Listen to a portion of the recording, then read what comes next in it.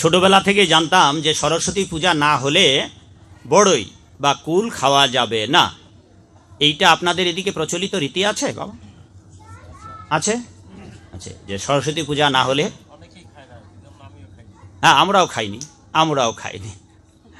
এটা মানুষে ভয় পায়, সন্তানাদি বা বিদ্যা লাভের জন্য অনেকে ভয় পায় যে না, যদি খাই শেষে যদি আমার বিদ্যাটা যায়। ইয়া দেবী কি যেন, সরস্বতী মহাভাগে বিদ্যে কমলোচনে বিশ্বরূপে বিশালাক্ষী, মন্ত্রটা ঠিক বলতে পারছি? এই যে আমরা এটা যে রীতি ছিল, এটার একটা ঘটনা আজকে শোনাই, যেহেতু এখানে ছাত্রছাত্রী বা যারা পড়ুয়া ছেলে মেয়ে তারা এই আয়োজনটা করেছে। ব্যাসদেব বহুকাল তপস্যা করেছিলেন। তপস্যা করবার পর তার গুরুদেব নারদ এসেছিলেন। তার মানে ব্যাসদেব অনেক শাস্ত্র গ্রন্থ রচনা করেছেন। অনেক শাস্ত্র গ্রন্থ রচনা করবার পরেও হৃদয়ে শান্তি পাচ্ছিল না। কেন শান্তি পাচ্ছিল না? তাই সরস্বতী নদীর তীরে তিনি গুরুদেবের শরণাপন্ন হয়েছিলেন। কারণ ভক্তদের উচিত কার্য হচ্ছে, ভক্ত যখন বিপদগামী হবে একজন যথার্থ পথ প্রদর্শকের সান্নিধ্যে গিয়ে তার পরামর্শ লাভ করা। তাই তিনি নিজের গুরুদেবকে স্মরণ করলেন। আর দেবর্ষি নারদ তৎক্ষণাৎ ব্যাসদেবের কাছে উপনীত হলেন। বললেন, হে বৎস, কেন তুমি বিজ্ঞজন, তোমার হৃদয় কেন অপ্রসন্নের ছাপ? কেন তোমার বদনে এই বিষণ্ণতার ছাপ? বললেন যে, হে গুরুদেব, আমার হৃদয় অতৃপ্ত, আমি শান্তি পাচ্ছি না। বলে, কেন? তুমি তো বেদ, বেদান্ত, উপনিষদ, মহাভারত, রামায়ণ না, রামায়ণ বাল্মীকি রচনা করেছেন। যাবতীয় স্মৃতিশ্রুতি পুরাণাদি পঞ্চরাত্র, যত শাস্ত্র গ্রন্থ সব তোমার অধিগত। এমনকি তুমি পুরাণাদি শাস্ত্রাদি, বৈদিক শাস্ত্রাদি গ্রথিত করেছ। এত কিছু করবার পরেও কেন শান্তি পাচ্ছ না? তা সেই জন্যই আপনাকে আমি ডেকেছি, আমি কেন শান্তি পাচ্ছি না। তা গুরুদেব তো বুঝতে পারেন শিষ্যের কি সমস্যা। তা গুরুদেব বললেন, ব্যাস, তুমি সব রচনা করেছ, আর রচনা বিড়ম্বনাও ঘটিয়েছ। জগতের অধিকাংশ মানুষ কর্মী, জ্ঞানী, যোগী, ধ্যানী, অধিকাংশ মানুষ বিভ্রান্ত। আর তুমি তোমার পুরাণাদিতে, বিভিন্ন শাস্ত্রাদিতে কিছু কিছু কথা লিখেছ যেটা জগতের মানুষের অকল্যাণ বয়ে নিয়ে আসবে। এই কাজটা ঠিক হয়নি। তুমি এই কাজটি খুব ভুল করেছ। পুরাণাদিতে তুমি যে কথাগুলো বলেছ, এই কলিযুগ আগত মানুষ এমনিতেই ভোগ পরায়ণ, তারপর তুমি মানুষদেরকে ভোগীর ব্যাখ্যা দিয়েছ। সেই জন্য এইগুলা ক্ষতিকর জিনিস। আর এই ক্ষতিকর জিনিসগুলা সামনের জীবের অকল্যাণ বয়ে আনবে। সেই অকল্যাণ বয়ে আনবে, এই জন্যই তুমি তো মহান ব্যক্তি, সেই জন্য তুমি শান্তি পাচ্ছ, কারণ তাদের জন্য তুমি অকল্যাণের ব্যবস্থা করে রেখেছ। এবার গুরুদেবকে বললেন যে, তাহলে আমি কি করতে পারি, এবার কি করে আমার হৃদয় প্রশান্তিতে ভরে উঠবে? শ্রী নারদ মুনি বললেন, হে ব্যাস, এবার তোমাকে ভগবান শ্রী গোবিন্দের অমীয় গাথা লিপিবদ্ধ করতে হবে। তুমি যে এত পুরাণ লিখেছ, সেখানে ভগবানের অপ্রাকৃত লীলা কাহিনী, দিব্য লীলা, বৃন্দাবন লীলা, মাথুর লীলা, দ্বারকা লীলা, শৈশব কৈশোর লীলা তুমি বর্ণনা করো নাই। এবার বৃন্দাবনের যে প্রেমলীলা বিলাস, সেই গুহ্যতম প্রেম তত্ত্ব বিষয়, ভগবত তত্ত্ব নিগূঢ় রহস্য বিষয়, যা সমস্ত বৈদিক শাস্ত্রের নির্যাস স্বরূপ ভাষ্য, তুমি সেইটা করো নাই। কাজে সেটা রচনা করো, তোমার হৃদয় আবার শান্তিতে প্রশান্তিতে ভরে উঠবে। এরপরেই শ্রীল ব্যাসদেব আজকের যে ভাগবতের অনুষ্ঠানের আয়োজন করেছেন, সেই ভাগবত রচনার জন্য ব্যাসদেব তাকে আদেশ করেন আর বলেন যে, আমি কি লিখব সেখানে আপনি আমায় পরামর্শ প্রদান করুন। বললেন যে, তুমি তপস্যা করো। তপস্যায় যেদিন তুমি পূর্ণতা জ্ঞান প্রাপ্ত হবে, সেই দিন তুমি যা লিখবে সেটাই সঠিক হবে। বলে, আমার যে তপস্যা করব, এই তপস্যাটা পূর্ণ হলো কি না কি করে বুঝবো? বললেন যে, যাও তুমি ওই আশ্রমে এখন যেটাকে বদ্রিকাশ্রম বলে, তুমি সেখানে যাও, সেখানে গিয়ে তপস্যা করো। আর নারদ বললেন যে এখানে এই যে এটা বলছে, যাও একটা বড়ইর বীজ নিয়ে আসো। যেখানে সেখানে খুঁজে এটা পেয়েছি বীজ, নারদ বীজটা লাগিয়ে দিয়েছে। তোমার সাধনা সিদ্ধি লাভ হবে সেই দিন যেদিন এই গাছে বড়ই ধরবে, সেদিন বুঝবা যে তুমি এবার হৃদয় আত্মা প্রশান্তি এবং তুমি প্রকৃত তত্ত্ববিদ, প্রকৃত রহস্য সব বুঝতে পারবে এরই মাঝে। তাইলে ভেবে দেখুন, বিদ্যা লাভের জন্য, ভাগবত তত্ত্ব বুঝার জন্য স্বয়ং ব্যাসদেবকে তার গুরুদেবের আদেশ মতো তপস্যায় বসতে হলো। আর কোন দিন? যেদিন কেবলই বড়ই গাছের বড়ইর বীজটা রোপণ করলেন, আর গুরুদেব বলে দিলেন এটা বড়ই থেকে গাছ হবে, অঙ্কুরিত হবে, তারপর গাছ হবে, গাছ হওয়ার পর বড় হবে, তারপর ফুল হবে, তারপর ফল হবে। যেদিন পেকে পড়ে যাবে সেদিন বুঝবা যে তোমার সাধনার পূর্ণতা প্রাপ্ত হয়েছে। এই হচ্ছে আসল রহস্য। সেই বিদ্যা লাভের জন্য ব্যাসদেব অপেক্ষা করতে লাগলেন বড়ই কবে ফল হবে। তপস্যা করতে লাগলেন, ওম নমঃ ভগবতে বাসুদেবায়। এইভাবে তার তপস্যা পূর্ণতা প্রাপ্ত হলে বড়ই থেকে, বীজ থেকে গাছ হলো, গাছ থেকে ফুল হলো, ফুল থেকে ফল হলো, ফল থেকে পাকলো, তারপর পড়লে তিনি জ্ঞান প্রাপ্ত করেন। সেই জন্য জ্ঞান লাভের জন্য আজ সেই থেকে এই কাহিনী জগতে প্রচারিত।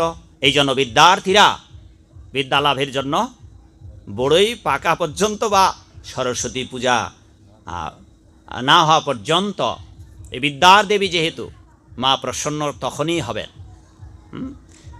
তাহলে বোঝা গেল ঘটনাটা।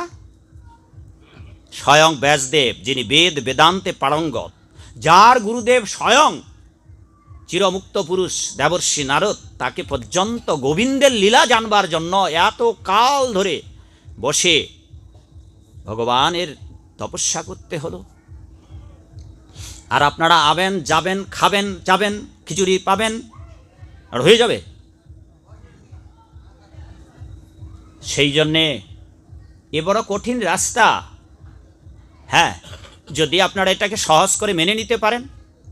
কালকে যেমন বলেছিলাম বাবা, যেমন ধরুন আপনি বিড়ি খান, কালকে যদি আপনি প্রতিজ্ঞা করেন আর চাই খাবই না, শেষ হয়ে গেল, আপনি মুক্ত হয়ে গেলেন। বিড়ির অন্তত একটা পাপ থেকে আপনি মুক্ত হয়ে গেলেন। যদি ভাবেন যে জিহ্বার খুব লালসা আছে, আর কালকে থেকে বাজারেই যাব না, মাছের বাজারেই যাব না, শেষ হয়ে গেল। তো এইরকম যদি 10টা ভুল থাকে, চাইলে আপনি একদিনে 10টা প্রতিজ্ঞা করে আপনি খাবেন না। ভগবান তো এখানে 8 বার প্রতিজ্ঞা করেছেন। গীতা পড়েন, দেখবেন 8ম অধ্যায় থেকে 18 অধ্যায় পর্যন্ত ভগবান 8 বার প্রতিজ্ঞা করেছেন। ভগবান 8 বার প্রতিজ্ঞা করেছেন, আপনি তার চরণে আশ্রয় নিন। তিনি কথা দিয়েছেন আপনাকে রক্ষা করবেন।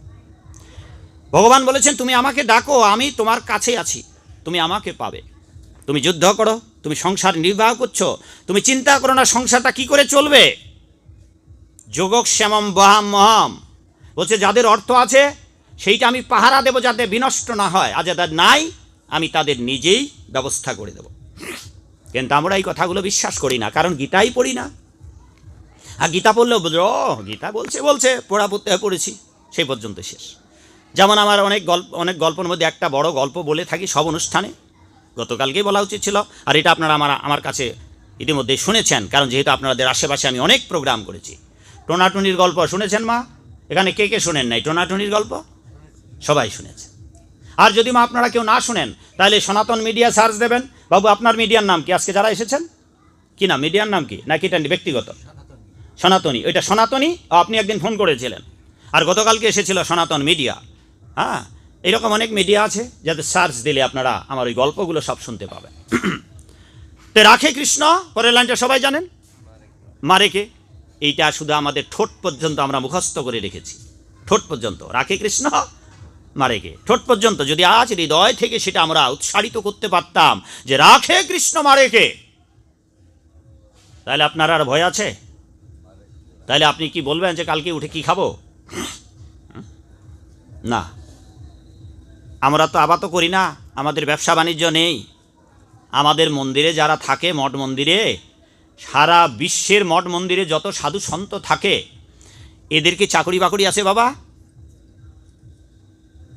দেখুন তো চোখ বন্ধ করে, যত মঠ মন্দির মিশন আছে, হ্যাঁ, আমাদের হিন্দুদের জন্য, তাদের কারও চাকরি বাকরি নেই, ব্যবসা বাণিজ্য নেই।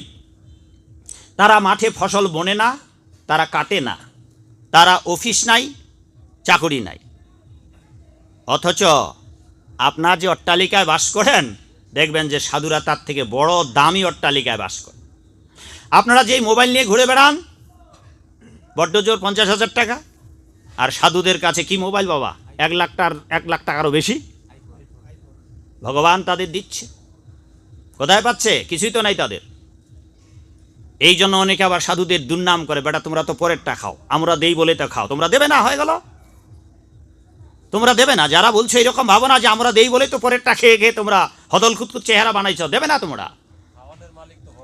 হ্যাঁ, তোমরা কে? তোমরা দেবে না। ভগবান কার পকেটে হাত ঢুকিয়ে ভক্তদের জন্য ব্যবস্থা করবেন, এটাও যার পকেটে ভগবান হাত ঢুকিয়ে দেবেন তার ভাগ্য। সবারটা ভগবান গ্রহণ করবে না। জগতে তো কত বড় লোক আছে। হ্যাঁ, শিল প্রভুপাদকে বলছিলেন ভক্তরা যে প্রভুপাদ টাকা পেয়েছে, টাকা পেয়ে বলতেছে প্রভুপাদ এই টাকাটা অমুক বাবু দিয়ে গেছে। বলে না না, অমুক বাবু দেয় না, এটি ভগবান কৃষ্ণ দিয়েছে। বলে কেন? যে ভগবান কৃষ্ণ তার হৃদয়ে অনুপ্রেরণা জুগিয়ে, কারণ সবার টাকা ভগবান কৃষ্ণ গ্রহণ করেন না।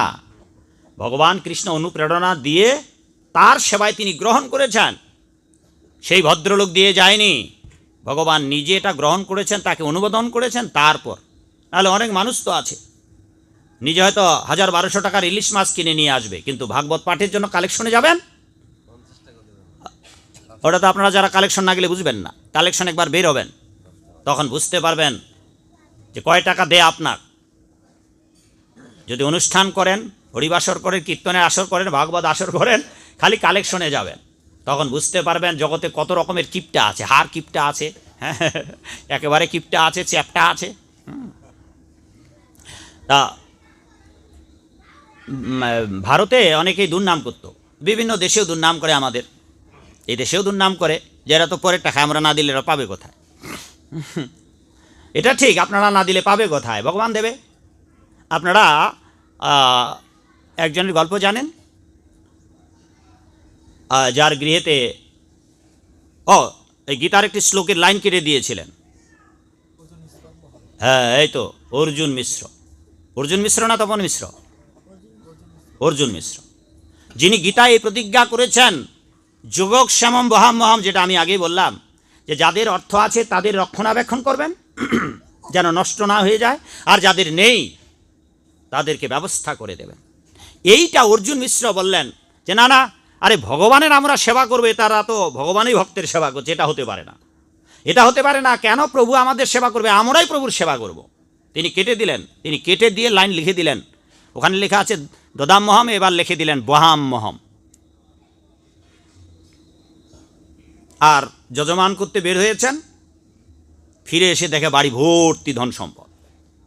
আর দুটো বালক এসে এসে দিয়ে গেছে, আর দুটো বালকের পিঠ ঝরে রক্ত পড়ছে ওই বোঝা আনতে আনতে। বাড়িতে ফিরে এসেছেন, তার স্ত্রী বলছে এই দুটো ছোট্ট শিশুকে দিয়ে তুমি এত বড় বোঝা পিঠে উঠে দিয়েছ, বলে কি সব বলো? বলে দেখো, ঘরে গিয়ে দেখো কত সব ধন সম্পদ। এগুলো আপনাদের কাছে, অনেকের কাছে হয়তো আজগুপি গল্প মনে হবে, কাহিনী মনে হবে। এ তো সত্য ঘটনা বাবা। তাই খাওয়ার চিন্তা করবেন না, শুধু ভগবানের চিন্তা করুন, ভগবান আপনার চিন্তা করবে খাওয়ার। ঠিক ছোট্ট শিশুর মতো যেমন সে চিন্তা করেন আমি কখন খাবো, কখন ঘুমাবো। একটা ছোট শিশুর মতো হন। যতদিন পর্যন্ত আমরা ছোট্ট শিশুর মতো না হতে পারছি, ততদিন পর্যন্ত একটা হাতি ভগবানের রাজ্যে ঢুকবে সূচের পিছন দিয়ে। সূচের পিছনে ফাঁকা, সূচের পিছনে একটা ছিদ্র আছে না, একটা হাতি ঢুকতে পারবে, কিন্তু আপনি ঢুকতে পারবেন না। একটা হাতি ঢুকতে পারবে, একটা মশা ঢুকতে পারবে না। তাহলে বিষয়টা কীরকম অদ্ভুত না? হ্যাঁ, এইরকম পঞ্চপাণ্ডবদের একজন এক অদ্ভুত ঘটনা দেখে এসে ভগবানকে বললেন। তা ভগবান শ্রীগোবিন্দ 5 ভাইকে 5 দিকে পাঠিয়েছিল। তো এক ভাই এসে বলতেছে, বলো কি দেখলে? দেখলাম যে ভগবান শ্রীগোবিন্দ ওই হাতিটাকে, না একটা দৃশ্য দেখলেন যে একটা সূচের ভিতর দিয়ে হাতি ঢুকে গেল, কিন্তু লেজটা আটকা পড়ে গেল। হাতি ঢুকলো, লেজ আটকা পড়ে গেল, অদ্ভুত কথা। সামনে কলিযুগ আসতেছে, এই যুগে যারা খল প্রতারণা করতে পারবে, যাদের অঢেল টাকা পয়সা, হ্যাঁ, খুন খাবারি ঘুষ খাবারি করতে পারবে, তারা রক্ষা পেয়ে যাবে। আর যারা ছোট ছোট তারা আটকা পড়ে যাবে, হ্যাঁ, তাদের বিপদ হবে। তা সেই জন্যে ভক্তি রাজ্যে যেতে হলে একটা শিশু হতে হবে, ছোট বালক হতে হবে, ন্যায়ের প্রতি প্রতিষ্ঠার জন্য ক্রোধী হতে হবে। ক্রোধ কৃষ্ণদ্বেষী জনে, কাম কৃষ্ণার্পণে, লোভ মহাপ্রসাদ আস্বাদন। নরোত্তম দাস ঠাকুর বলেছেন, আমাদের যে 6টা রিপু আছে, কাম ক্রোধ লোভ মোহ মদ মাৎসর্য, সবটাই আমরা গোবিন্দের সেবায় লাগাতে পারি। হনুমান অত্যন্ত ক্রোধী ছিলেন। আমি একজন ক্রোধী। ছোটবেলায় আমার মা বলেছে যে তোমার মাথার চুলগুলো শুয়োরের বাচ্চার মতো। এখনও দেখছেন তো খাড়া খাড়া, ওই মাপলার বেঁধে দেই তাই একটু চাপা পড়ে থাকে, নাইলে একেবারে এই রকম শুয়োরের মতো চুল। তার সাথেই তো মেজাজ তো থাকবে, আর মেজাজটা যার তার জন্য নয় বাবা। যারা ভগবানের বিরুদ্ধে কথা বলে তাদের জন্য। আমরা এমনি কাউকে মেজাজ দেখাই না, যদিও আমার মেজাজ আছে, হ্যাঁ, এটা আমি স্বীকার করি। তা নরোত্তম দাস ঠাকুর বললেন, কেউ যদি মেজাজ থাকে সেটা আপনি গোবিন্দের সেবায় লাগান। মেজাজ যারা ভগবানের বিরোধিতা করে, শাস্ত্রের বিরোধিতা করে, ওই জায়গায় মেজাজটা লাগান। এটা বলা হচ্ছে ক্রোধ। এবার কাম, মানুষের ইন্দ্রিয় তর্পণ বাসনা আছে, কাম কৃষ্ণার্পণে, ক্রোধ কৃষ্ণ দেশী জনে। যদি কামনা বাসনা থাকে সেইটা গোবিন্দের জন্য কামনা বাসনা করুন, আর যদি ক্রোধ থাকে তা গোবিন্দ বিদ্বেষীদের জন্য করুন। লোভ যদি থাকে তো মহাপ্রসাদের প্রতি লোভ করুন। হ্যাঁ, মত মাৎসর্য এগুলা যদি থাকে, যে মাৎসর্য পরের ভালো দেখতে পারে না, হিংসা করে, হ্যাঁ, নিজের আমি সব, তবে এই রকম যদি অহংকার করতে চান আমি, তাহলে আপনি বলুন যে আমি I am servant of Lord Krishna, আমি ভগবানের দাস, এটা আমার অহংকার। যদি কারো অহংকার থাকে তাহলে সেটা নিয়ে অহংকার করুন যে আমি ভগবানের দাস। এই অহংকারগুলো করুন। আপনি কাম ক্রোধ লোভ মোহ মদ মাৎসর্য সবগুলাই গোবিন্দ সেবায় লাগাতে পারবেন। হ্যাঁ, আপনার নাক চোখ কান সবটাই গোবিন্দ সেবায় লাগাতে পারবেন। তো ওই যে আজকে বেছাড়া, যেই বেছাড়াই বলবো যে, হ্যাঁ, ভক্তরা যাকে ধরলো, তো সে ব্যাখ্যা দিচ্ছিল যে ভগবানের কি বুদ্ধি ছিল না? ভগবান তো আমাদের নাক দিল, কান দিল, মুখ দিল, চোখ দিল, পা দিল, হাত দিল, তো এইগুলো দরকার ছিল বলেই দিয়েছে। মালাটা কেন দিল না? অথচ নিজে একখান ফের লম্বা করে মালা পড়ে আছে। হ্যাঁ, বেচারা কী যে ভুল বলতেছে সে বুঝতে পারছে না। কারণ মালার বড় জ্বালা রে। আমি তো অনেকবার বলেছি, টার্গেট হচ্ছে তুলসীর মালা। ওর নিজের গলাও কিন্তু বড় একখান ঝোলানো মালা আছে বেচারার। তো মালাটা কেন দিল না? তার মানে এটা দরকার নাই। এখন পাল্টা আরেকজন বক্তা তার এগেনিস্টে বলতেছে, হ্যাঁ সবই দিয়েছে, সবই আছে, মালাটা দেয়নি, মালাটা তাই দরকার নাই। তো বাচ্চা তুমি তাহলে তোমাকে নগ্ন হয়ে থাকতে হবে, তুমি তো কাপড় দেয় নাই। এখন কোথায় গেল তার যুক্তি? কাপড় কি তুমি ওই মায়ের পেট থেকে নিয়ে আসছিলা? বা তাইলে এবার তুমি কাপড় পরতে পারবে না, কারণ ভগবান সব দিছে, কাপড় দিছে কি বাবা? তো তার পাল্টা একটা যুক্তি দাঁড় করালো। তো এই হচ্ছে অবস্থা। হ্যাঁ হ্যাঁ, ভগবানকে অসুর বললো জগতের কত মানুষ, অথচ যারা ভগবান না, যিনি ভগবান তাকে ভগবানকে অসুর, যিনি ভগবান তাকে অসুর বলতেছে, আর যারা ভগবান নয় তাদের ইষ্ট দেবতা করছে। এই তো কলিকাল। সেই জন্য বাবা আপনারা একটু বাবা, আমি একটু আগে মেজাজ দেখাচ্ছিলাম, আমায় ক্ষমা করবেন। আমাদের মেজাজ আপনারা জানবেন যে সাধুরা যদি কখনো রাগ দেখায় তাহলে নিশ্চয়ই তাদের পেছনে কোনো গূঢ় রহস্য রয়েছে, যার আমরা ব্যাখ্যা শাস্ত্রের আলোকেই। আপনারা জানেন গোপীনাথ দাস ব্রহ্মচারী বাবাজি, সবাই চেনেন? হ্যাঁ, আর আজ এই ভদ্রলোক কত কথা বলে, সাহস কত দেখেছেন? একটা হিন্দু আছে ওই জায়গায় গিয়ে দাঁড়িয়ে কথা বলতে পারবেন? কারণ তারা খাবার চিন্তা আর মরণের চিন্তা করে না। তাদের খাবার চিন্তা মরণের চিন্তা নেই। আমরা তো বহুবার মরেছি, আরেকবার মরব। বহুবার তো মরেছি, মরে মরে ব্যাক্কেল ছিলাম, এইবার একটু আক্কেল হয়েছে, গলে মালা পরছি, কপালে একটু তিলক দিচ্ছি। পরজন্ম হয়তো যতটা ব্যাক্কেল আছে এইটা হয়তো শেষ হয়ে যাবে, হয়তো আরেকটু আক্কেল হবে। এইভাবে বহুনাং জন্ম নামন্তে একদিন হয়তো ভগবানের কাছেই ভগবান ঠাঁই দেবেন। আমাদের শুধু প্রহর গুনতে হবে ভগবানের কাছে মিনতি করে, মায়ের কাছে। সামনে মা সরস্বতী। প্রকাশানন্দ নামে এক দিগ্বিজয়ী পণ্ডিত ছিলেন, যিনি সরস্বতীর বর প্রাপ্ত পুত্র ছিলেন। একদিন চৈতন্য মহাপ্রভু যখন বয়স তার মাত্র 24 বছর, তখন মহাপণ্ডিত ভারতবর্ষের নৈয়ায়িকদের পরাস্ত করতেন। সার্বভৌম ভট্টাচার্যকে পরাস্ত করলেন। প্রকাশানন্দ সরস্বতী, যিনি একজন মায়াবাদী, হাজার হাজার শিষ্য যার ছিল, তাকে একদিন তর্কে আহ্বান করলেন। পণ্ডিতেরা কেউ তাকে তর্কে পরাস্ত করতে পারে না। ভারতবর্ষে নবদ্বীপের পণ্ডিতেরা ভাবলেন যে আমরা এই ছোট্ট একটা বালককে পাঠিয়ে দিই নিমাইকে, কারণ নিমাই তো নৈয়ায়িক সমস্ত শাস্ত্রে পণ্ডিত। যদি নিমাই হেরে যায় তাহলে বলবো যে ছেলে মানুষ হেরে গেছে।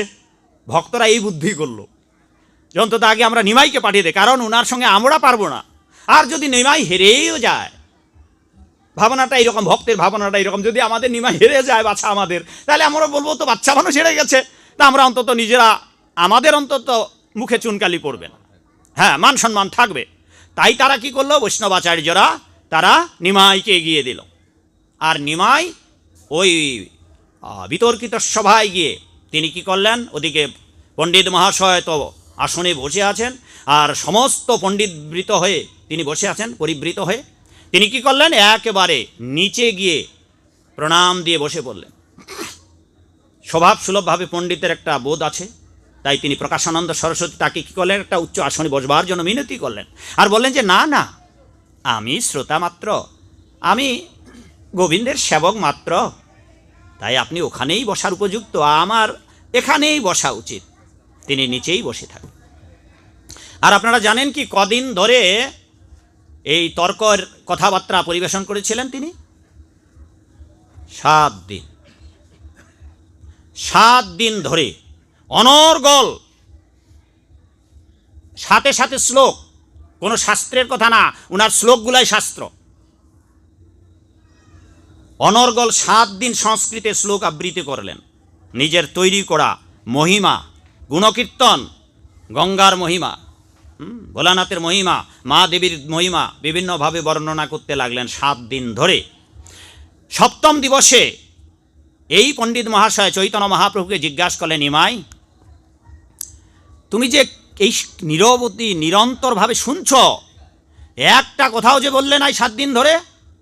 তো বললেন, হে পণ্ডিত প্রবর, আপনি তো আমাকে বলবার অনুমতি দেননি, তাই আমি শুনেছি। যদি এবার আপনি অনুমতি দেন তবে আমি আপনাকে কিছু বলতে পারি। তো বলছে, ঠিক আছে, 7 দিন ধরে আমি বলেছি, এবার তোমার পালা, তুমি বলো। 7 দিন ধরে যে নিরন্তর শ্লোকগুলো আওড়িয়েছিলেন, তার মধ্যে হাজার হাজার শ্লোক বলেছেন তিনি, একটা মাত্র শ্লোক বাইর করেছেন।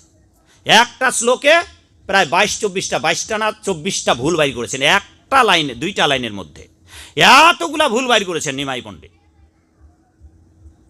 অথচ দ্রুত ঝড়ের বেগে শ্লোকগুলা বলেছেন।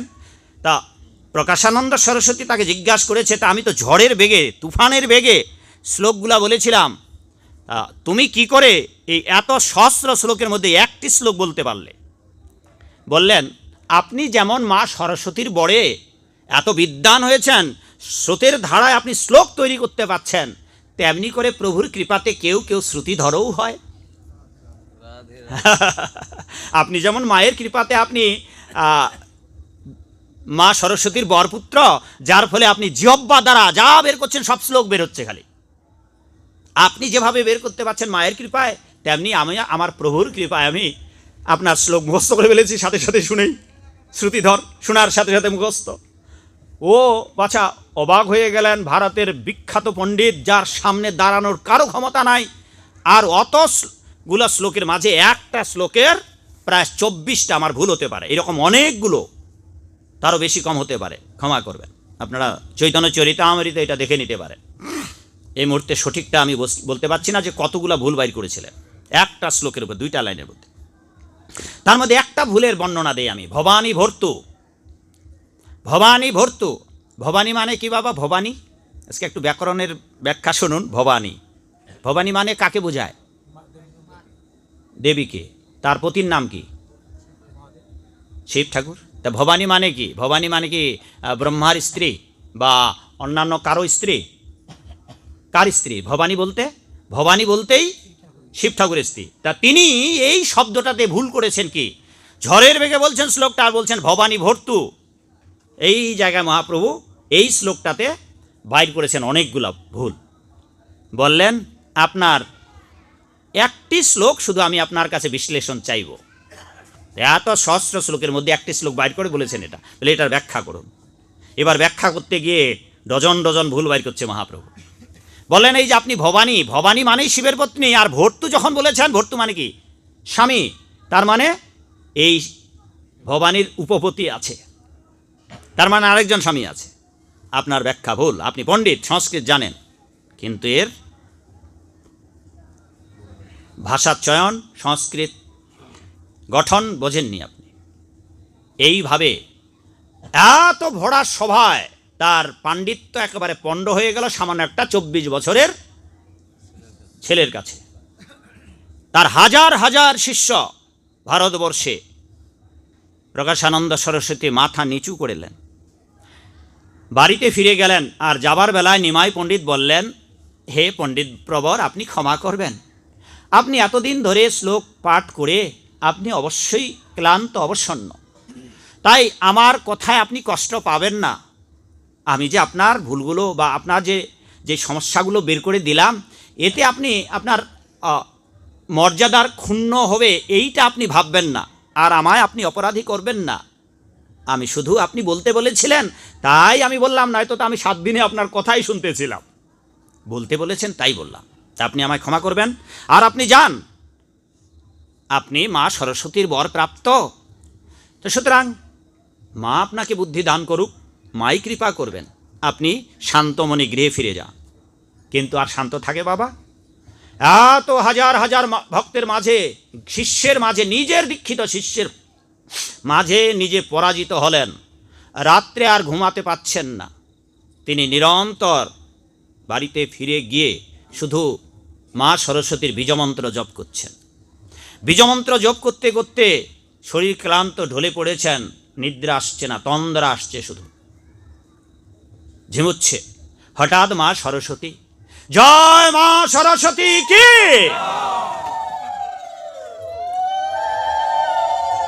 হঠাৎ মা সরস্বতী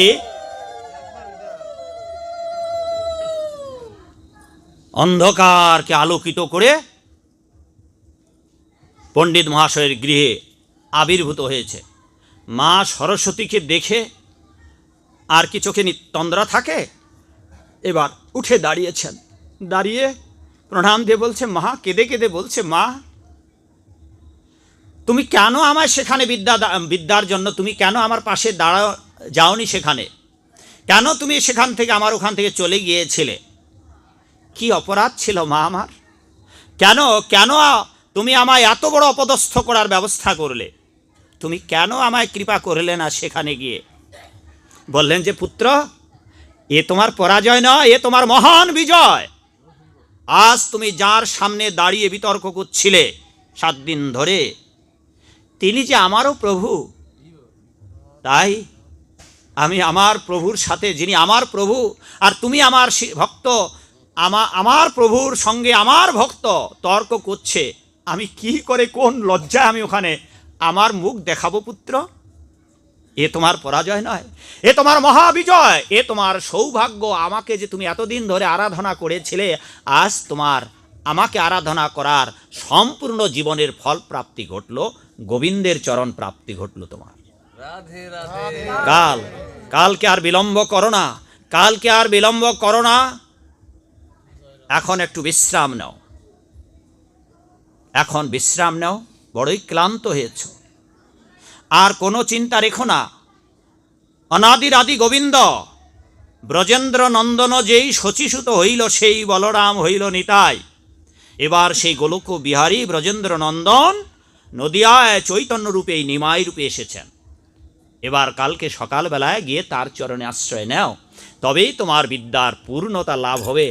আর আমি তখন পরের দিন ভোরবেলায় সূর্য উদয়ের আগেই নিজে গাত্রোত্থান করে স্নানাদি সেরে সোজা নিমাই পণ্ডিতের গৃহে গিয়ে শটাং শুয়ে পড়লেন, সাষ্টাং।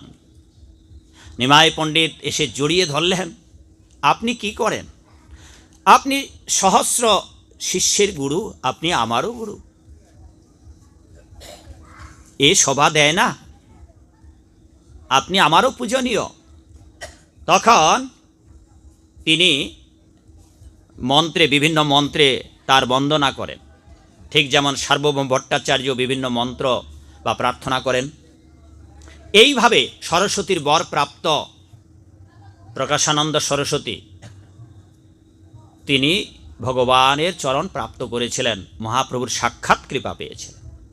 তাই মা সরস্বতী ক্লাব কর্তৃক আয়োজিত যে ভক্তবৃন্দরা রয়েছেন, মায়ের বাণী বন্দনার দিনে তারা এই প্রার্থনা করুক যে হে মা, তুমি আমাদের বিদ্যা দান করো, সেই বিদ্যায় আমাদের দান করো যেই বিদ্যার দ্বারা আমরা পরম আরাধ্য ভগবান শ্রী গোবিন্দকে জানতে পেরে আমরা নিজেকে ধন্য করতে পারি।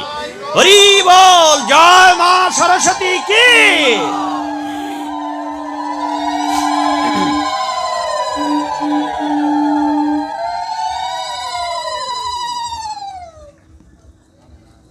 এ প্রসঙ্গে ভক্তি বিনোদ ঠাকুর বলেছেন যে যেই বিদ্যার দ্বারা আপনি ভগবানকে জানতে পারবেন না, সেই বিদ্যার জগতে কোনো মূল্য নেই। বাবু কিছু বলা হবে?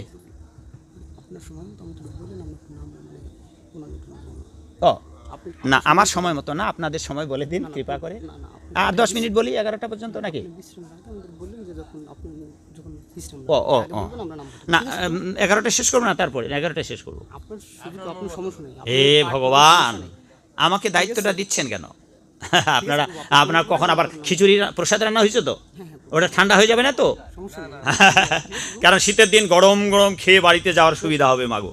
হ্যাঁ, আচ্ছা আচ্ছা, সমস্যা নেই, এখানে তো অল্প ভক্ত আছে, তা এটা যে কোনো সময় আপনারা কালেক্ট করতে পারবেন। মাগো, এই অনুষ্ঠান পরিচালনার জন্য আপনারা ভক্তরা আসবে একটু পরে, যার যার যতটুকু সামর্থ্য থাকে আপনারা একটু দক্ষিণা দেবেন।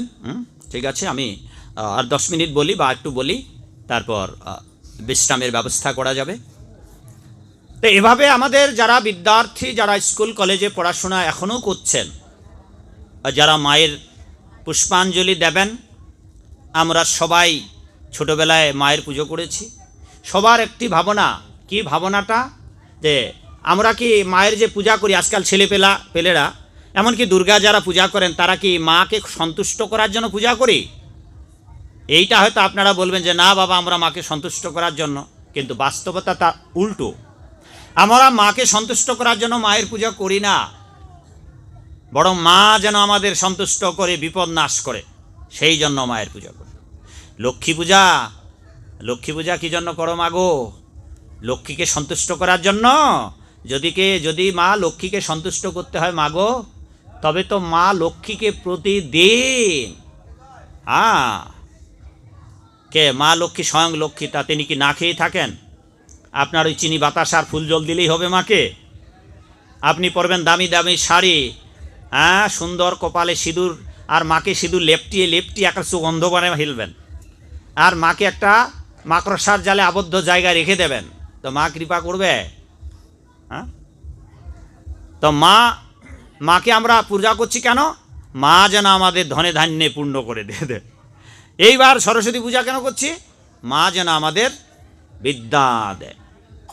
কেউ কি মাকে সন্তুষ্ট করার জন্য পূজা করছে? না, আমরা মায়ের পূজা এই জন্যই করছি, মা যেন আমাদের বিদ্যা দেয়। লক্ষ্মী পূজা এই জন্যই করছি, মা লক্ষ্মী যেন আমাদের ধন দেয়। দুর্গতি নাশিনী দুর্গা মায়ের ধনুষ দলনী মায়ের পূজা করছে এই জন্যই, মা যেন আমাদের দুর্গতি নাশ করে। এইবার এক মাকে জিজ্ঞাসা করছিলাম, মারে বাবা আসছে? বলে হ্যাঁ বাবা। শেষে মা বলতেছে যে আমরা সবাই আসছি বাবা। বলে বাড়িতে? বলে বাড়িতে গোপাল আছে। গোপাল? বলে মা গোপালকে রাখছেন? বলে হ্যাঁ, গোপাল পাহারা দেবে। বলে বড্ড স্ট্যান্ডার্ড একজন চৌকিদার রেখে এসেছেন বাড়িতে। বাড়িটা পাহারা দিচ্ছে গোপাল, আর ভক্তরা তাদের বাড়ির সব চলে আসছে। তার মানে আমরা ভগবানকে পাহারাদার বানিয়েছি, ওই জায়গায় আমরা পাহারাদার বানিয়েছি। আর যদি খুব বিপদে পড়ি, চিকিৎসা করে দেশে ভালো হয় না, তখন বড় চিকিৎসকের আশ্রয় নেই। কে সেই? যখন চিকিৎসা করে ভালো হয় না তখন গোবিন্দ। তার মানে একজন রোগীর কাছে বড় ডাক্তার তখন গোবিন্দ, বিপদের কাছে বড় সন্ত্রাসী গোবিন্দ। সন্ত্রাসী ধরলো তো যদি বাঁচতে চান তা গোবিন্দের শরণ নেবেন না। আচ্ছা, সন্ত্রাসী যদি ধরে ওই সময় যদি আপনি বিপদ থেকে বাঁচতে চান তাহলে গোবিন্দের শরণ, তা গোবিন্দ তাহলে বড় সন্ত্রাসী না হলে আপনাকে ওই সন্ত্রাসীতে কী করে বাজাবে? তাহলে 2 আঙ্গুল বড় সন্ত্রাসী। হ্যাঁ, আচ্ছা, বিপদে আপনি ভগবান মায়ের পূজা করছেন, তাহলে বিপদ নাশ কে করতেছে? মা করতেছে। আপনার বিপদের নাশের জন্য মায়ের পুজো করছেন, মাকে সন্তুষ্ট করার জন্য নয়। এইবার আপনাদের পূজার মনোভাবটা পাল্টাতে হবে। পূজা যেভাবে করছেন ওইভাবে করবেন, যথার্থ ব্রাহ্মণ দিয়ে পূজা করবেন, কিন্তু মনোভাব চিত্তবৃত্তিটা চেঞ্জ করতে হবে। যেটা আমি গতকালকে একটু বলেছিলাম যে আপনারা যদি অবস্থার পরিবর্তন না ঘটান বাবা, আপনারা যদি মনের পরিবর্তন না ঘটান, আপনারা যদি জিহ্বার পরিবর্তন না ঘটান, আপনার স্বভাবের পরিবর্তন না ঘটান, তবে আমাদের ডেকে আপনাদের কিচ্ছু লাভ হবে না। কারণ আপনারা যেখানে আছেন ওখানেই যদি থাকেন আর আমাদের কথা শুনে যদি আপনাদের মাথা খারাপ হয়ে যায়, তবে আপনারা কোনো দিন ওই জায়গায় যেতে পারবেন না। কোথায়? বৈকুণ্ঠের রাস্তায়। সুতরাং ভালো লাগুক আর না লাগুক, খাবেন তিতা যদি রুচি বাড়াতে চান, আর বুঝেন আর না বুঝেন তবু শুনুন সাধুর কথা বা গীতা। তা সেই জন্যে আমাদের মা সরস্বতী পূজার দিনে এই তো বাচ্চা এসে গেছে, এবার আপনারা যতটুকু সামর্থ্য আপনারা একটু দক্ষিণা প্রদান করুন সেখানে। 2 মামুনি এসে গেছে। তো যে কথা বলতেছিলাম,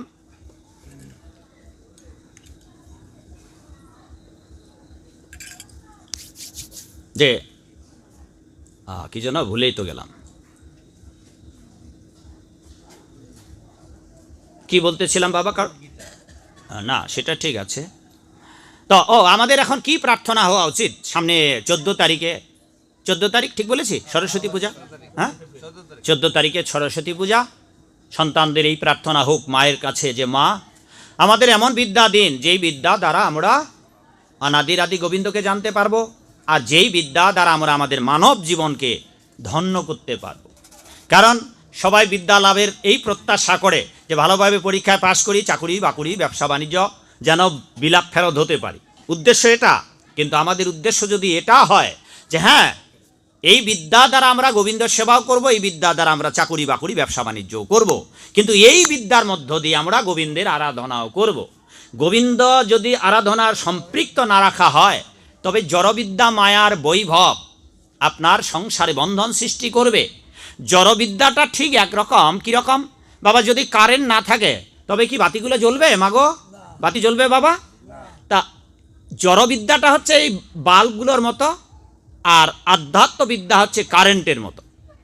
যদি জড়বিদ্যার সঙ্গে অধ্যাত্মবিদ্যা, চিন্ময় বিদ্যা, আপনাদের ভক্তির বিদ্যা কাজে লাগানো হয়, তবে আপনার জীবন প্রদীপের জ্বলবে এবং আপনি উজ্জ্বল হয়ে ভগবানের ভক্ত হয়ে এজত থেকে বিদায় নিয়ে আপনি অপ্রাকৃত দিব্যানন্দ চিদানন্দের আনন্দে ভগবানের রাজ্যে ফিরে যেতে পারবেন। হরি বল, হরি।